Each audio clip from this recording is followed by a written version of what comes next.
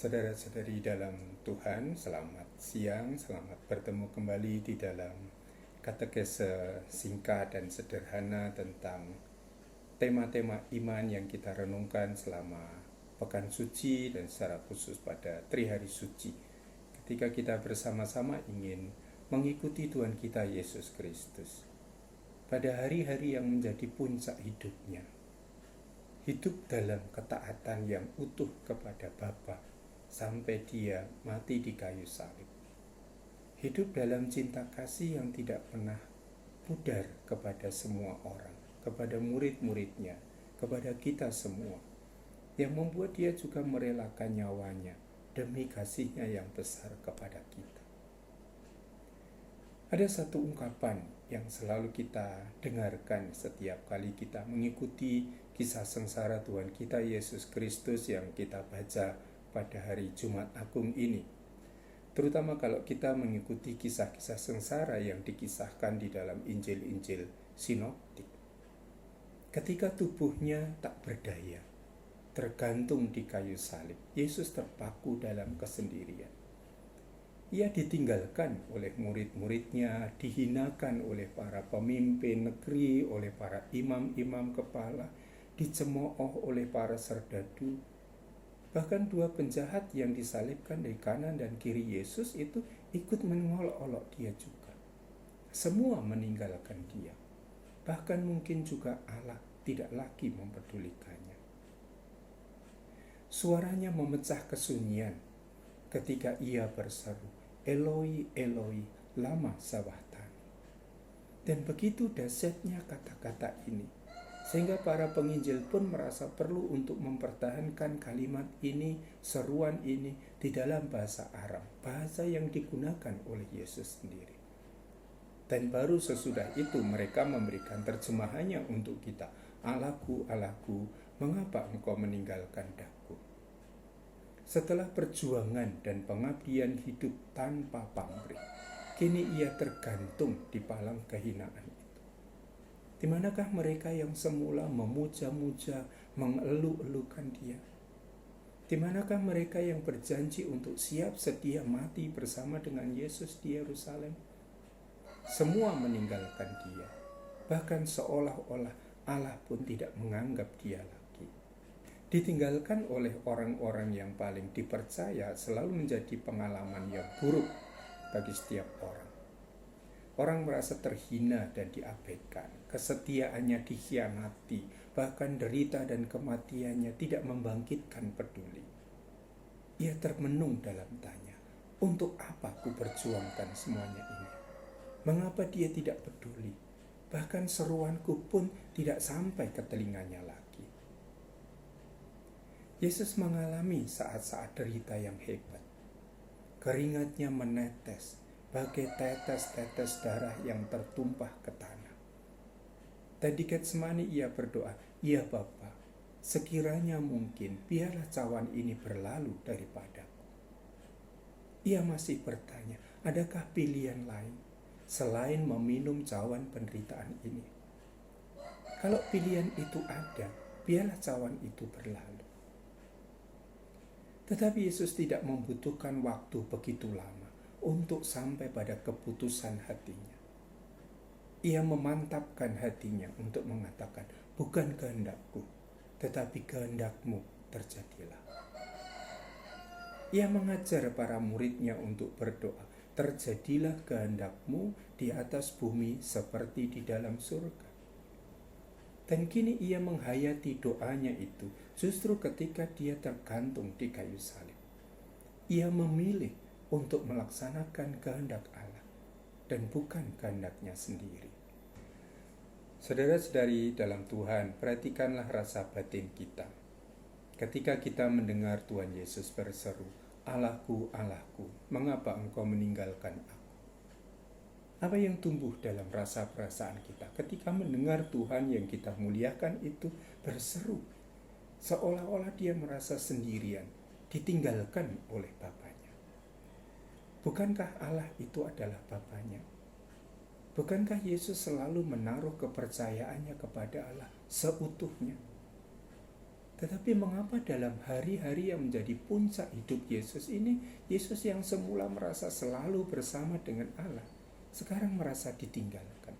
Sampai dia berseru, "Allahku, Allahku, mengapa engkau meninggalkan daku?"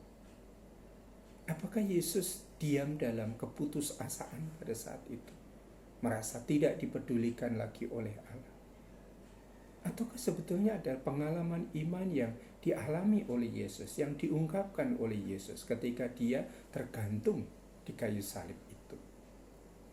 Nah, seruan yang kita temukan diucapkan oleh Tuhan Yesus ini sebetulnya bukanlah seruan seorang yang putus asa, tidak punya pengharapan lagi. Tetapi seruan seorang pendoa yang dengan penuh kepercayaannya memohon pertolongan kepada Tuhan. Seruan, "Allahku, Allahku, mengapa engkau meninggalkan aku?" bukanlah seruan seorang yang putus asa, yang tidak berpengharapan. Tetapi ini seruan seorang pendoa yang dengan penuh kepercayaan memohon kepada Allah. Seruan ini diambil dari Mazmur 22 yang berisi tentang kisah seorang pendoa yang sudah berdoa siang dan malam tetapi merasakan, mengapa Tuhan tidak mendengarkan saya? Mengapa Tuhan tidak datang untuk menolong? Tetapi ia tidak jemu untuk berseru kepada Tuhan, untuk memperdengarkan suaranya, untuk berteriak, "Allahku, Allahku, mengapa engkau meninggalkan daku?" Ia tidak bisa mengerti mengapa Allah yang ada di dalam kekudusan, di dalam puncak puja dan puji orang Israel yang menjadi kebanggaan nenek moyang mereka, sekarang tidak mendengarkan keluh kesah hambanya yang hidup dalam kesetiaan dan ketaatan kepadanya. Mengapa Allah diam saja? Allah seolah membiarkan orang-orang mengolok-olok dia, mencela dia, menghina dia. Allah membiarkan orang-orang mencibir dan menggelengkan kepala. Tetapi pendoa ini tidak pernah kehilangan kepercayaannya kepada Allah. Baginya Allah tetap menjadi Allah yang dia andalkan, Allah yang dia percayai sejak ia masih ada di dalam kandungan ibunya. Dan kepercayaannya tidak pernah runtuh hanya karena derita, penghinaan, olok-olok, caci maki, cerca dari orang lain yang tertuju kepadanya. Maka ia memohon kepada Allah, "Engkau Tuhan, janganlah jauh. Ya kekuatanku, segeralah menolong aku." Ia berkeluh kesah kepada Allah, bukan karena ia kehilangan kepercayaan, tetapi karena Allah lah satu-satunya yang ia yakini masih mau mendengar dia, masih sanggup mendengarkan keluh kesahnya. Maka meskipun pada waktu itu Allah tampaknya diam, dia percaya Allah tidak membiarkan dia sendirian. Allah tetap menjadi daya kekuatan hidupnya. Nah, pengalaman itulah yang juga menjadi isi doa Yesus. Ia ditinggalkan oleh semua orang, dicemooh dan dihinakan, tetapi masih selalu merasa Allah menjadi andalannya. Allah tidak meninggalkan anak yang sudah menyerahkan hidupnya dalam bakti, dalam ketaatan dan kesetiaan total kepadanya. Kini Yesus tergantung di kayu salib demi ketaatan sucinya kepada Bapa. Dan hal ini direnungkan terus oleh para penulis Perjanjian Baru yang merenungkan salib sebagai peristiwa ketaatan total Yesus kepada Bapa. Santo Paulus itu mengatakan ia taat sampai mati di salib. Dan karena itu Allah meninggikan dia, mengaruniakan kepadanya nama yang mengatasi segala nama. Ia direbahkan di salib dalam kehinaan, tetapi Allah akan meninggikan dia dalam kemuliaan. Dan di puncak salib itulah lidah kepala pasukan itu digerakkan oleh Allah untuk mengaku, sungguh dia ini adalah anak Allah. Kesulitan dan penderitaan hidup tidak selalu berarti bahwa Allah meninggalkan kita. Allah justru mendidik kita untuk menjadi orang-orang yang kokoh, yang teguh dalam iman. Pandemi virus corona ini telah melumpuhkan roda hidup sekian banyak orang, telah membawa kepedihan karena kematian orang-orang tercinta. juga membuat kita merayakan pekan suci ini dengan cara yang sangat istimewa. Tangis dan jerit kepedihan para korban kita rasakan. Kegelisahan para pedagang, awak angkutan umum, para buruh pabrik yang kehilangan mata pencaharian mereka tidak lepas dari kepedulian dan solidaritas kita. Dan di tengah semua kecemasan dan ketakutan itu, tampil para pahlawan gagah yang membawa banyak berkah. Para dokter, para perawat, para tenaga medis, dan siapapun yang melibatkan diri untuk menyelamatkan nyawa sesamanya. Tumbuh tunas-tunas yang membawa solidaritas, yang menumbuhkan kesadaran bahwa kita semua mempunyai tanggung jawab yang sama untuk keluar dari situasi yang membebani hidup kita bersama ini.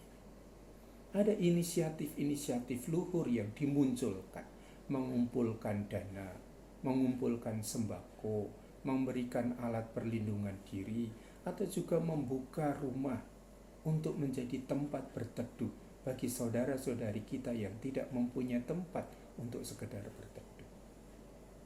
Semua ini menjadi bagian dari salib yang harus kita tanggung bersama. Pandemi yang melanda seluruh dunia ini hanya bisa kita kalahkan ketika kita berjuang bersama, bergerak bersama. Maka seperti salib telah membuktikan ketaatan dan kesetiaan Yesus pada perutusan luhurnya sampai akhir, pandemi corona ini pun mendorong kita untuk menyelesaikan tanggung jawab bersama manusiawi kita ini sampai akhir. Seruan Yesus di salib adalah seorang pendoa yang menaruh kepercayaan yang utuh kepada Allah. Dan kini seruannya menjadi seruan kita bersama.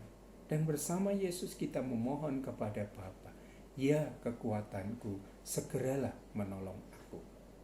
Mari saudara-saudari kita bergandengan tangan dalam solidaritas dan tanggung jawab bersama untuk memikul salib ini bersama-sama juga sampai akhir. Agar sebagaimana salib itu melahirkan kebangkitan dan kehidupan, derita karena wabah corona ini pun melahirkan hidup baru, di mana kita tidak menjadi gereja elit yang diam saja, tidak menjadi orang-orang beriman yang tawar hati, suam-suam kuku, hidup hanya dalam ketakutan, tetapi menjadi orang-orang beriman yang melibatkan diri kita, mengambil tanggung jawab bersama, membuat langkah-langkah nyata untuk mengatasi derita sesama. Semoga salib Kristus menjadi kekuatan dan kemenangan yang memaku semangat dan kekuatan kita untuk tetap tegak berdiri di atas dasar iman kita. Berkat Tuhan.